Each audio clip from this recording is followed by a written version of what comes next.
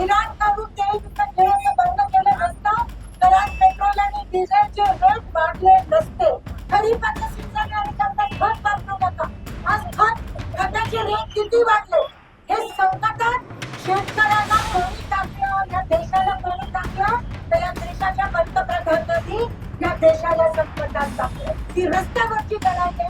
उद्रेक झालाच पाहिजे, उठाव झालाच पाहिजे आणि ही त्याची सुरुवात आहे. शेतकरी त्रस्त आहे. शेतकऱ्यांवर संकट जो आज आणला गेला आहे तो मुद्दाम आणला गेला आहे. जर काही दिवसापूर्वी आपल्याला सांगितलं गेलं असतं की आपल्या देशात तेल किती आहे, तर काही दिवसापूर्वी रशियाकडून तेल विकत घेण्याचं बंद केलं नसतं, इराणकडून तेल विकत घेण्याचं बंद केलं नसतं तर आज पेट्रोल आणि डिझेलचे रेट वाढले नसते.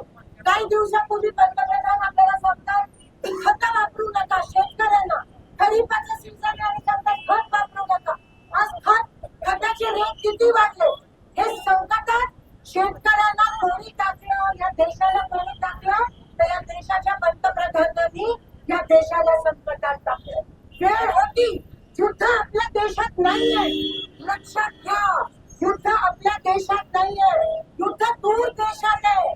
पण तरीही आपल्या देशात का परिणाम झाला? तेच ते इंदिरा गांधींचं बोलतात त्यावेळेस भारत युद्धात होतं तरीही स्टेबल राहिलं. आज भारत युद्धात नसतानाही भारताच्या लोकांना भोगावं लागतं, कारण या मोदीच्या सगळ्या पॉलिसीमुळे त्यांना ट्रम्प तात्यांना आव्हाने केले. त्यांच्यासमोर जसं ट्रम्प बोलले तसं मोदी बोलले. केवळ अदानीचे जे गुन्हे आहेत ते माफ करण्यासाठी ट्रम्पच्या आव्हाने केले आणि आपला शेतकरी संकटात पडला. मात्र हे विमानात जाऊन मेलडी करत बसते आणि आमचा शेतकरी हा संकटात पडला. आज दरवाढ असेल, खताचा विषय असेल, आज प्राइस महागाई असेल, आज सोयाबीन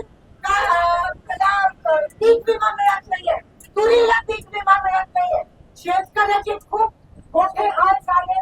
एकदा त्याच्या वाळूच्या ठेक्यामुळे शेतकऱ्यांना शेतीपर्यंत पाणी सोडायला या लोकांनी वेळ लावला. टँकरचे पॉइंट सगळ्या ठिकाणी नदीमध्ये आहे. म्हणून काही असलं तर हे शेतकऱ्यांना पहिला टार्गेट बनवतात. हे फक्त उद्योगपत्यांसाठी सरकार आहे, शेतकऱ्यांचं सामान्य लोकांचं नाहीये.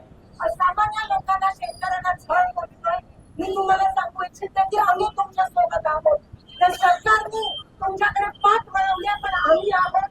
ही फक्त सुरुवात आहे. रस्ता रोको, त्याच्या पुढे अजून आक्रोश होणार आहे. आज 5-6 जणांनी या ठिकाणी उल्लेख केलं, पण ही फक्त सुरुवात आहे आणि आम्ही चुकणार नाही. आम्ही बळीराजाच्या मागे आहोत आणि राहणार आहोत शेवटपर्यंत. बळीराजा हे राजकारणाच्या पलीकडे या देशाचा कणा हा शेतकरी आहे आणि तो जर त्रस्त असेल तर आमचे संस्कार आम्हाला नको बसू देत नाही. आणि म्हणून आम्ही शेतकऱ्यांच्या नेतृत्वाखाली आज हे आंदोलन करत आहोत. हे तर सुरुवात आहे, पुढे हे तो सिर्फ झाकी है, आगे बाकी बहुत बाकी है. आणि पोलिसांना उगाच पुढे ढकलून शेतकऱ्यांवर बुलडोजर चढवण्याचा प्रयत्न हे सरकार करत आहे. त्यांना ते घाबरत आहे, ते घाबरलेले आहे.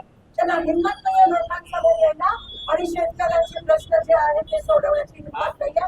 म्हणून या सरकारचा मी धिक्कार करते. या शेतकऱ्यांच्या सोबत आम्ही सगळे तनानी मनानी आहोत.